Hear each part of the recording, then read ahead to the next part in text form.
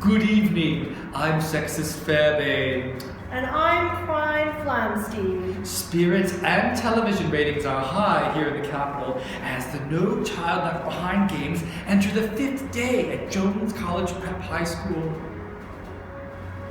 Yes, that's right, Sextus.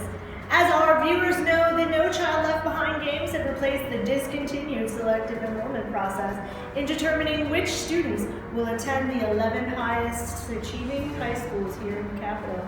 In the past, approximately 16,000 of the 28,000 8th grade students applied for 3,200 freshman seats, available in an application process that most capital citizens agreed was exceedingly confusing. Oh yes indeed, Prime. Multiple admission variables, complex algorithms, controversially drawn redistricting, corruption, favoritism, and fraud. Why, not too long ago, our own governor found himself mired in allegations that he used his clout to obtain admission for his daughter to attend Walter Payton High School, one of 11 capital selective enrollment schools. Fortunately, the selective enrollment process is now a thing of the past and has been replaced by an innovative new process that not only makes clear determinations of who's in and who's out, but also provides the citizens of the United States of Panem with some of the most exciting programming in television history. No doubt about it, Prime. The citizens of Panem, especially here in the capital, are wild about No Child Left Behind, in which eager students fight to the death for seats at great capital schools. Either you are in, or you're dead. Nobody left behind. Good show. Here's a look at some of today's action at Jones College Prep High School.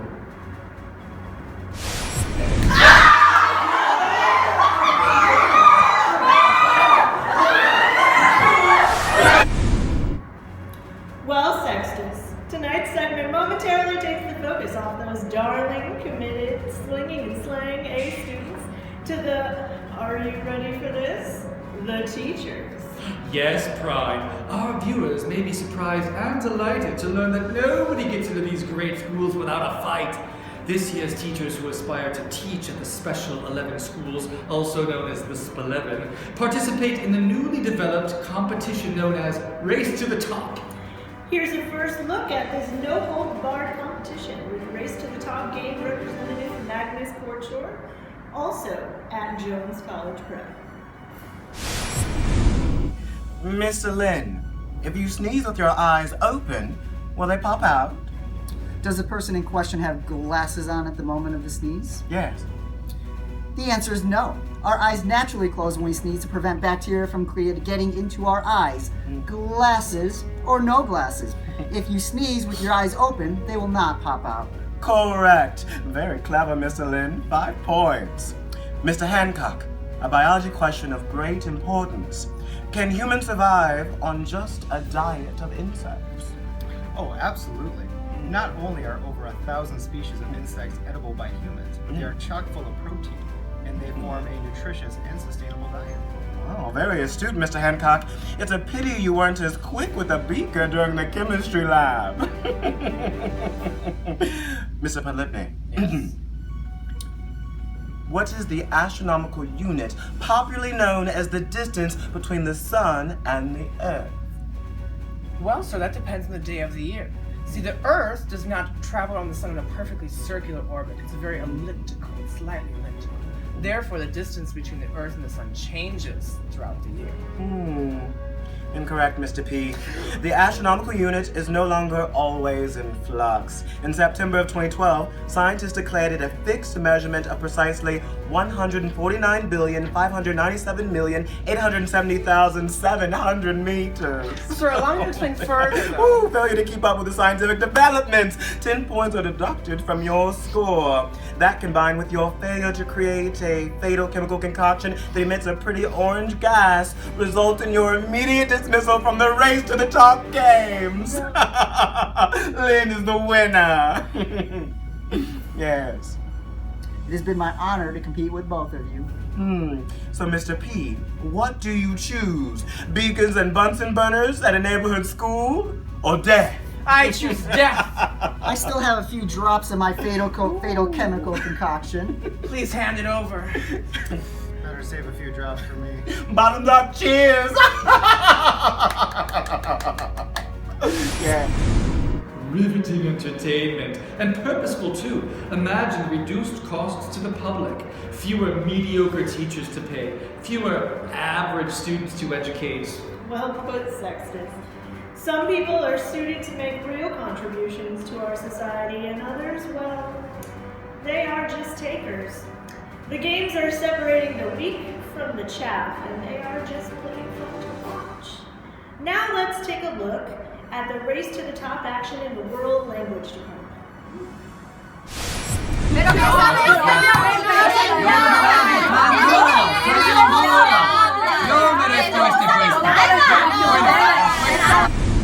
Blah, blah, blah, blah, blah. What was that? Looks like a race to the top of the Tower of Babel. Sextus, let's take a look at some race to the top games action in the English department with Games Rep Rhymer Roxon. At least we will understand it. Category. What's my line? Mr. Grossman, please complete this line. I think that I shall never see a poem as lovely as a... B. Incorrect. Mr. Gunning?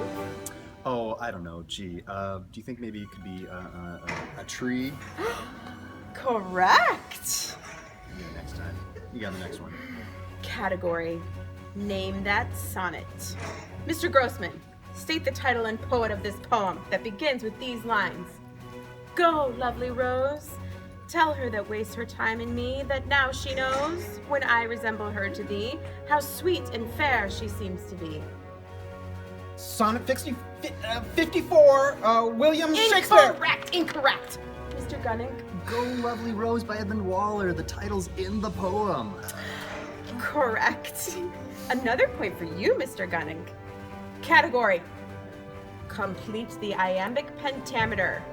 Mr. Grossman, please complete this line creatively. Rather than recite the original text, invent a new line that conforms with the Shakespearean convention of iambic pentameter. What a piece of work is a man, how noble in reason, how infinite in faculty, in form and moving, how express and admirable, in action, how like an angel. Like on the dance floor, a donkey stung by a hornet? Oh, incorrect meter, Mr. Grossman. Mr. Gunning. In apprehension, how like a god. Oh, correct. So creative. Iambic. I declare Gunning the winner. Mr. Grossman, what do you choose? Your punishment is your choice. Would you like to spend your days teaching Romeo and Juliet to freshmen at a neighborhood school?